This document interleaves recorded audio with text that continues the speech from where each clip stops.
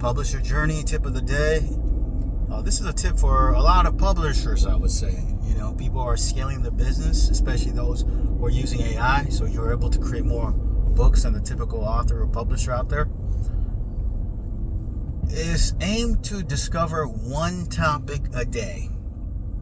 Okay, right now, with the help of AI, at least for me, I'm able to at least, if I really work at it, from the beginning of the day to the end of the day, I could create a book from start to finish with an idea, table of contents, detailed description, and the entire book, and format it in one day, one book a day.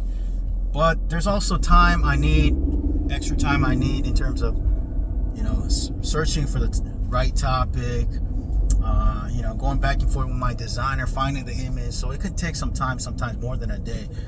Realistically, 2 to 3 days, But because I'm constantly creating content and books, I think it's a great habit to develop to ideally find one topic a day, that you want to publish down the line.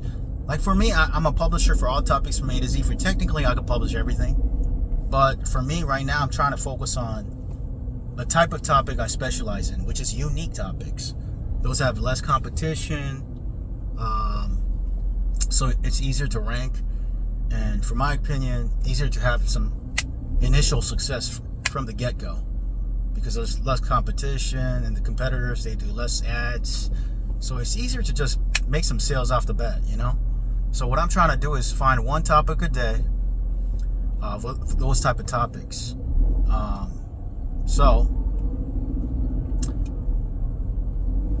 Today I found a new topic based on that habit I'm trying to develop right now. And then whenever I have a topic, I could put in my list of topics I will publish down the line, my ideas list.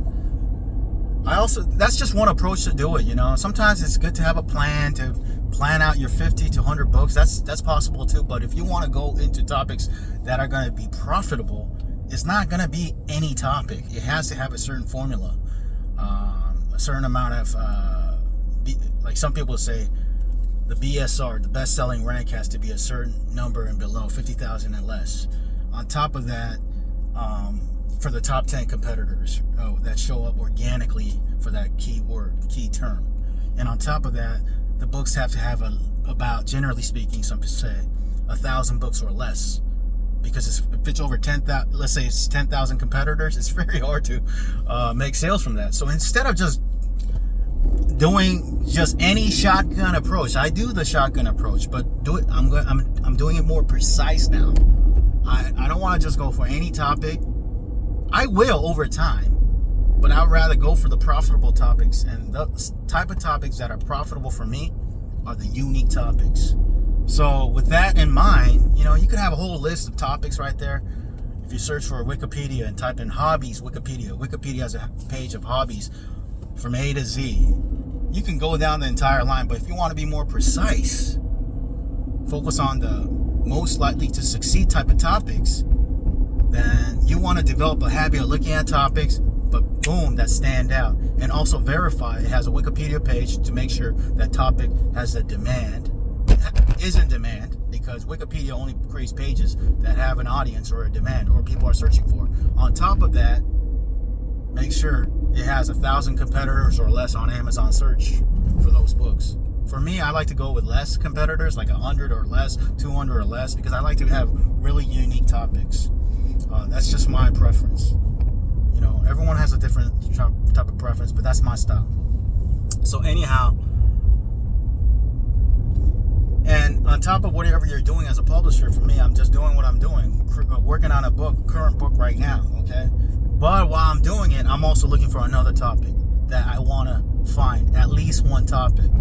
And if I have the time, I'll come up with a title, the subtitle, the table of contents, the book description already ready, so that tomorrow, the next day, I could work on that book. Or if I'm already working on another book tomorrow, I already have all the details ready, the table of contents, the outline. That's one of the most important things, just to get ready.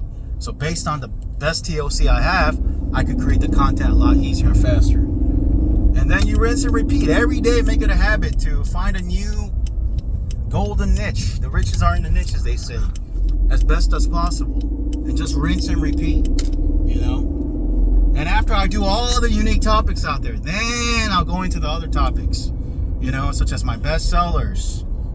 To do another book on my bestsellers, that's another good topic to go into. Whatever's selling, do another book on it. Also, core categories. Whatever is a core category, I want to cover all topics A to Z. And keep on keeping on, you know. And keep on improving. Keep on working on your craft, getting better at it. And keep moving forward. I'm preaching to myself too, you know. So that's something I'm working on. Like today I found a unique topic. Yesterday I worked on a book that's a very unique topic.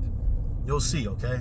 And today, while doing some research on images for another topic I'm working on, I found another similar topic, but it's a different topic, you know? So I'll share you an example. I was looking for a topic about ventriloquism. That's another book I'm working on. And I also asked ChatGPT, what's an alternative word for ventriloquism or ventriloquist? You know, those people who play with puppets. And it says puppetry.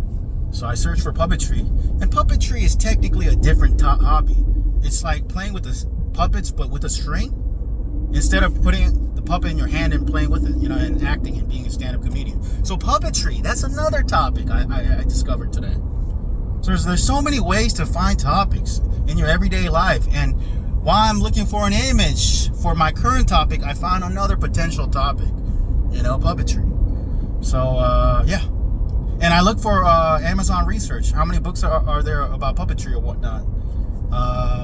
There's somewhat, a little bit, you know, but then I found another topic. I'll mention it. Hacky sack. There's only like 10 books about it on Kindle. So I'm going to do a book about hacky sack. I got 2 topics today. So I'm excited. So that's the benefits of just being able to publish all topics A to Z. Like the big companies, For Dummies, Complete Idiot's Guide. But right now, the way I'm angling my brand is by doing quick how-to guides. Just like Cliff Notes. Cliff Notes are a huge brand. But they're well known by summarizing, being short guides for fiction and literature and book, you know, class topics or whatnot. I want to kind of like do like For Dummies, but like Cliff Notes at the same time, you know, for how-to guides.